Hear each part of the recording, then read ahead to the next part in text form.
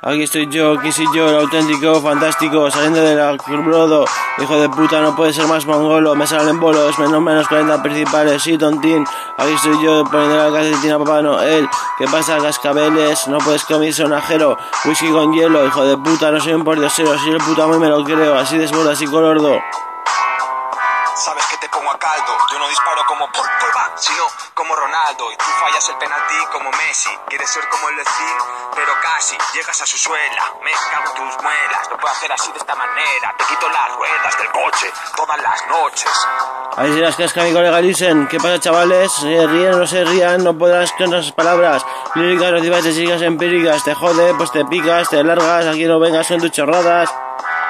Sabes que te pongo a caldo, yo no disparo como Pogba, sino como Ronaldo. Y tú fallas el penalti como Messi. Quieres ser como el Lecín, pero casi llegas a su suela. Me cago en tus muelas, no puedo hacer así de esta manera. Te quito las ruedas del coche todas las noches. Voy por la calle y me piden fotos. ¿Cómo puedo ser tan famoso, hijos de puta, leprosos? Porque soy el amo, lo considero. En Zaragoza no soy un zarapastrero, soy el puto amo, reclamo, exclamo. Ahí lo dejo.